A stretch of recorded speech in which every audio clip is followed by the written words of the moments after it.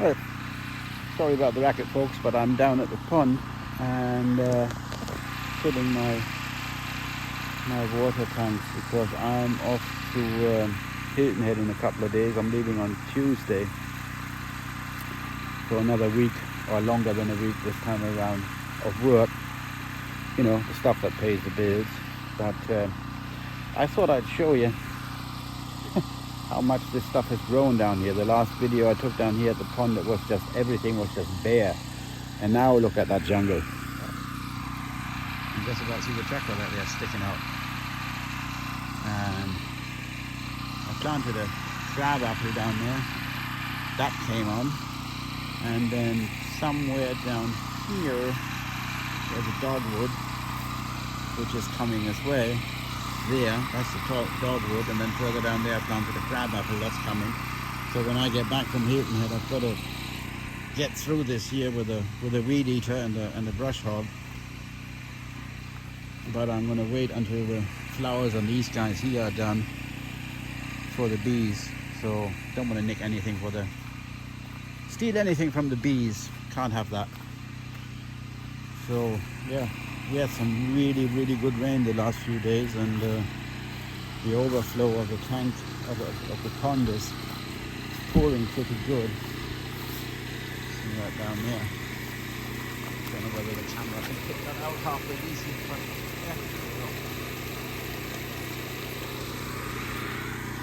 yeah. God, it's turned into a proper jungle here. Loving it. My shooting range has gone somewhat dark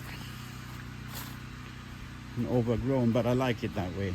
So it cuts down on the glare a lot and on the mirage and stuff. So it's quite handy to have this kind of green tunnel thing going on.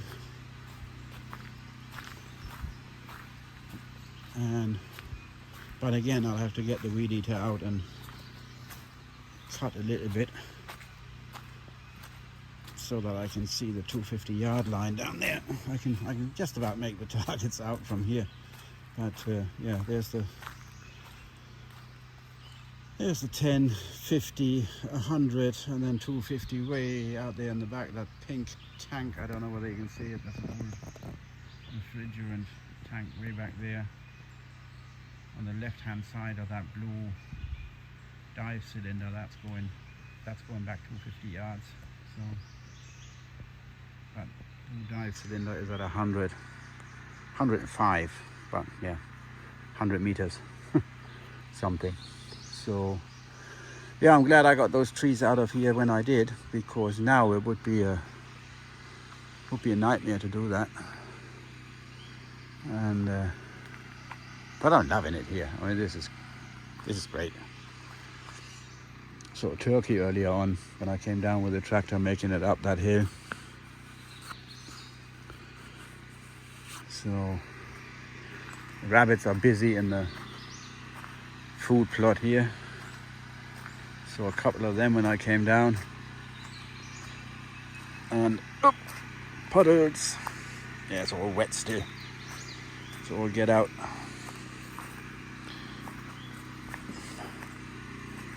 And here, sometimes in this bit here, there's a barred owl. It must have a nest around here somewhere. I sometimes see her in those thickets, sitting there over the day, just dozing. She ain't in today. You can't hear them when they fly. They just swoop past you.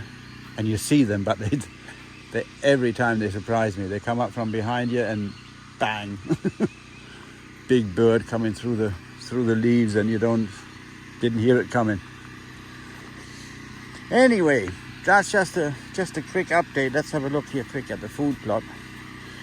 It's gonna get noisy though, walking past that generator. Filling my IBC tote there with water and the 70-gallon I've got on the front for balance. So I get about 300 gallons in one trip up there. I did one earlier on.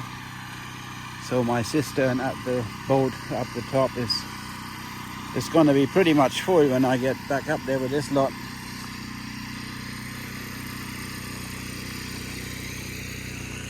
Look at that, guys. Ain't that pretty? I don't like them, but hey,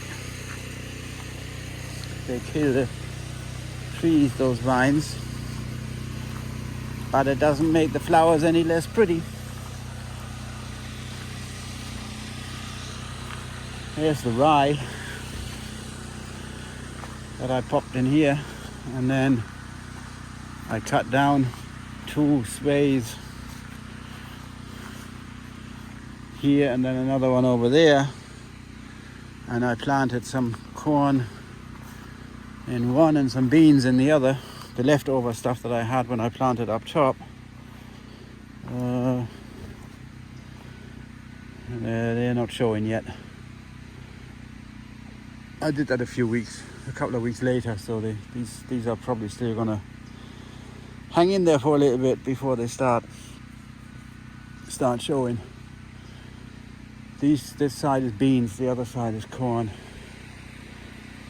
And in the winter, rye is now in seed almost, so should really mow it down and disc it in and then plant something else, maybe buckwheat. I've got a few pounds of buckwheat seed up top. I've planted next to my potato row, which is going to be the orchard, my cherry trees. So I planted buckwheat there just now. I got to run the cultivator through it, and then so the seed gets just a little bit worked into the soil, and then I can leave that until the fall, mow it down, disc it in, level it a little bit, and then plant the trees in the spring. So yeah, so I talk to you guys later. It's when I get noisy down here when I get back to my tanks. So you take care.